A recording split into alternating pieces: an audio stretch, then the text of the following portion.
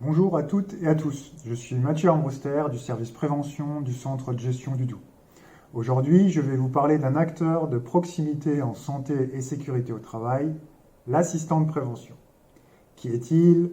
Que fait-il? Comment participe-t-il à l'amélioration des conditions de sécurité et de travail? Nous pouvons d'entrée de jeu noter que l'assistant de prévention est un maillon essentiel dans une démarche de prévention des risques professionnels.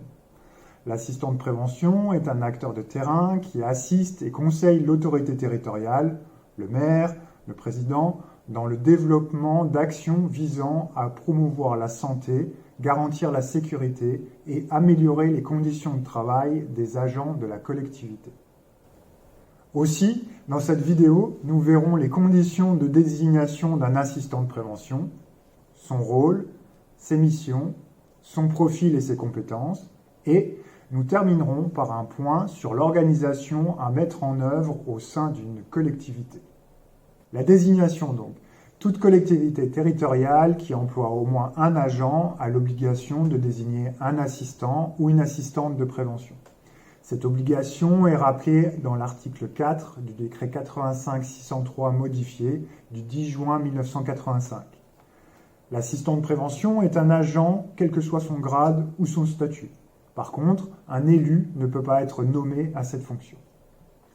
Cet agent est désigné par l'autorité territoriale qui formalisera cette nomination par un écrit, par un arrêté par exemple, et qui remettra à l'assistant de prévention une lettre de cadrage définissant les conditions de mise en œuvre de ses missions et les moyens alloués.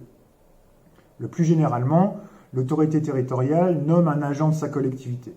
Il est toutefois possible qu'une commune ou qu'un établissement de coopération intercommunale mette à disposition pour tout ou partie du temps un assistant de prévention. Ainsi, par exemple, l'assistant de prévention de la communauté de communes peut être mis à disposition d'une des communes membres de la Comcom, ou l'assistant de prévention de la commune peut être mis à disposition du CCAS. Une fois désigné, l'assistant de prévention a pour rôle d'assister et de conseiller l'autorité territoriale dans la mise en œuvre des règles de santé et de sécurité au travail, ainsi que dans la démarche d'évaluation des risques, dont nous avons parlé dans une précédente vidéo, et plus globalement dans la mise en place d'une politique de prévention. Pour ce faire, l'assistant de prévention est associé à la démarche d'évaluation des risques de la collectivité. Il signale les situations à risque qu'il a pu observer ou qui lui sont rapportées.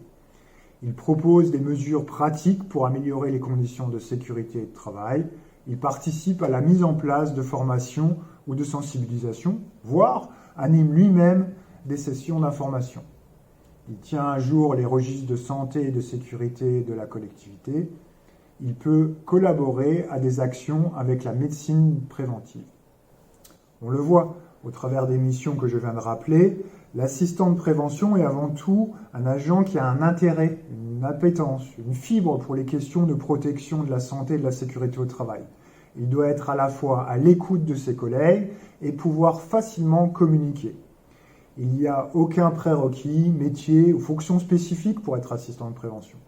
L'agent peut travailler dans un service technique, à l'état civil ou dans une école, être au sein d'une équipe ou être responsable d'un service. La réglementation ne fixe aucune règle. Nous vous invitons toutefois à en parler avec l'agent avant, qui est pressenti pour cette mission, de manière à recueillir son accord de principe. Pour mener à bien ces missions, l'assistant de prévention bénéficie obligatoirement d'une formation préalable à sa prise de fonction et d'une formation continue. La formation préalable est de 5 jours, généralement composée d'un module de 3 jours, puis d'un module de 2 jours quelques semaines plus tard. L'année suivante, l'assistant de prévention suit une formation de 2 jours, puis, chaque année, il devra choisir au moins un module de formation continue. Ce dispositif doit lui permettre de maintenir à jour et de développer ses compétences en matière de prévention des risques. L'assistant de prévention est donc un des acteurs de la prévention et il s'inscrit dans la politique de la collectivité en matière de santé, de sécurité et d'amélioration des conditions de travail. De ce fait, il n'y a pas d'organisation type. Chaque collectivité adapte son organisation en fonction de ses objectifs. La réglementation ne fixe pas de nombre d'assistants de prévention en fonction de vos effectifs. Un ou plusieurs assistants de prévention peuvent être désignés au sein d'une collectivité. Par contre, si plusieurs assistants de prévention sont désignés, il faudra en ce moment-là en désigner un en qualité de conseiller de prévention qui, en plus de ses missions d'assistant de prévention évoquées tout à l'heure, sera chargé d'animer le réseau des assistants de prévention.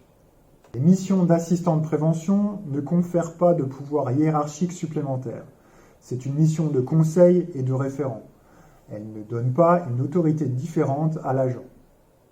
De même, cette obligation ne réduit pas la responsabilité de l'autorité territoriale.